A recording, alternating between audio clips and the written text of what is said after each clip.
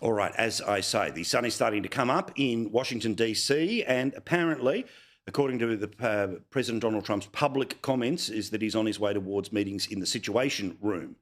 Now, let's, of course, focus on what he has said publicly via Truth Social, and in the same way that he had previously warned people in and around Iran to get themselves safe because the Israeli rockets were going to start taking out those military targets.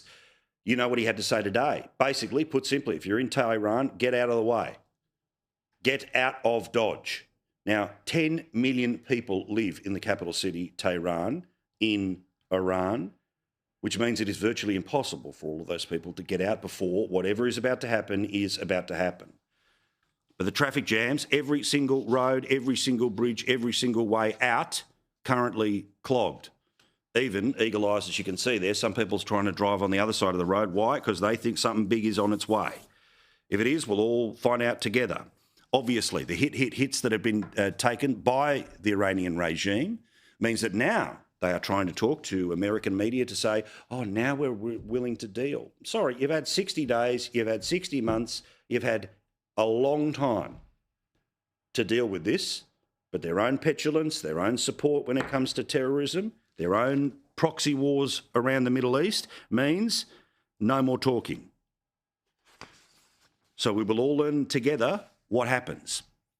And as you have heard, what America does is kind of going to matter here because, put simply, there's lots of things that are obvious from the sky that Israel is trying to hit to try to stop Iran's capacity for a nuclear weapon or to keep firing missiles into Israel.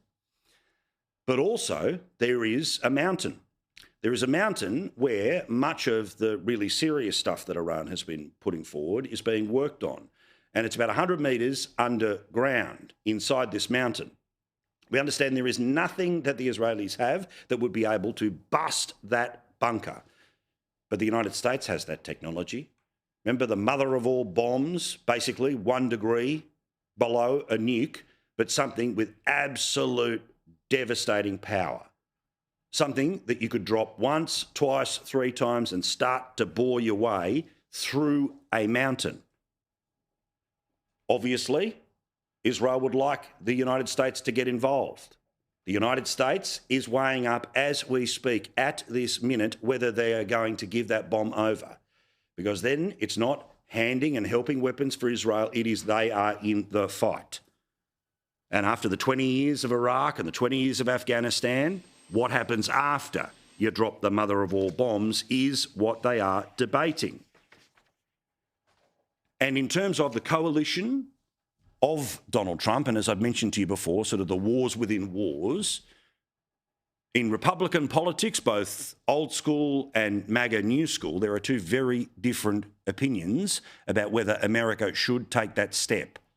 Old school Republicans who have always wanted to wipe out Iran's ability to attack Israel, like Senator Lindsey Graham, say, yeah, let's do it now. Be all in, President Trump, in helping Israel eliminate the nuclear threat. If we need to provide bombs to Israel, provide bombs. If we need to fly planes with Israel, do joint operations. But then the newer forms of media, the more MAGA-y bits, well, they don't want it at all because one of the reasons they jumped onto the Trump train was the no more forever wars. It's not just about dropping the mother of all bombs, 1, 2, 3. It's about what happens after. Do you get drawn into regime change? Are you going to be there for a long period of time?